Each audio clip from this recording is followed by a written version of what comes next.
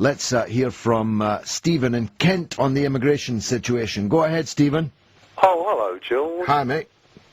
Yeah, you made a very cavalier statement about the United States being very successful because of immigration. Indeed it is, yeah. It struck me that you weren't actually looking at it from the point of view of the indigenous people of North America, the American Indian. No, that's fair. That's a fair point.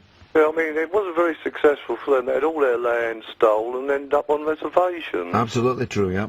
Yes, well, I thought I'd just mention it. No, it's of course absolutely true, but it doesn't take away my point that the United States is the most successful country in the world, well, and it's a country that doesn't have basic health care for its citizens. Guns are easily available and crime's rife. There are 10,000 gangs, I believe. Have you ever been to the United States, Stephen?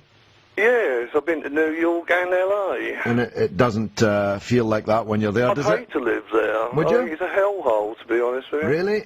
Well, yes. Let's not fall out about that. One thing we can agree on, it's the most successful country in the world. It's the richest country. If you think it's the richest. Invading other countries. No, leave that. No, other countries. Stephen, you're boycotting Cuba for 50 years. Stephen, whereas Cuba's got a health system that actually looks after its own Stephen, people. all these points are valid, but I'm trying to get you to accept the following. That the United States is the most successful country in the world. It has the richest economy in the world. Its average standard of living is higher than anywhere else in the world. Actually, It's higher. Its standard of living isn't higher than everything. The average standard of living is higher in Sweden, Switzerland, and various other places. Liechtenstein, Luxembourg. Its national product is by far and away the greatest in the world. Well, it has a lot of natural resources. Well, it's made good use of those natural resources. And notwithstanding the point that you make, which is a good one, about its racial history, it has actually made one country, one nation, out of the most extraordinary breadth of immigrant populations. You've only got to go to areas in the United States that you're told are Greek areas or Italian areas or Polish areas and count the American flags and feel the sense of American patriotism amongst those communities. You don't get many American flags on the Navajo reservation. Well, I'm not sure about that. I've never been on a Navajo reservation.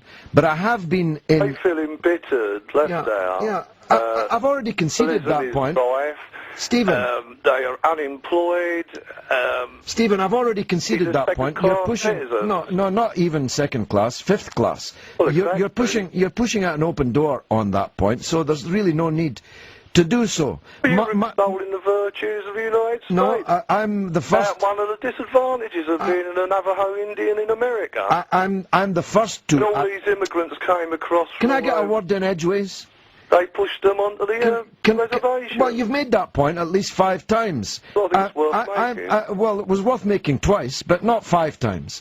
Because you're deliberately, I think, missing my point, which is that the United States is an enormously successful country, and it's a country of immigrants. Are you talking about successful from an economic point of view? It's got lots of billionaires, I'll give you that. Well, it doesn't just have lots of billionaires. It has the quality of life in the United States, if you're not a billionaire, isn't very good. Well, that's rubbish. I've just been travelling widely in the United States. I never met any billionaires, but I met lots of people with a very good quality of life in virtually every state of the Union.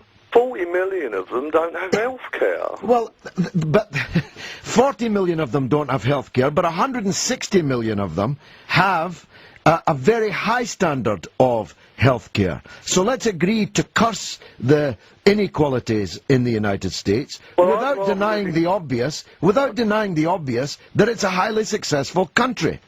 Well, I think that Cuba's more successful. Well, so do I, Stephen. You're not a better supporter of Cuba than me. You measure success, George. Stephen, if you're only interested in money, I'm more interested in quality of life. Stephen, trust me, you're not a better supporter of Cuba than me. I'm not discussing Cuba and its merits. I'm discussing immigration. I'm extolling the virtues of immigration. Can't you get that into your thick skull? I'm talking about the virtues of immigration. I'm pointing out to you that to the indigenous population of America, it wasn't an advantage. But the 250 million people or so in America today have a very high standard of living and are a tribute to the value of immigration. Oh dear, he got right under my skin. 08717 223344.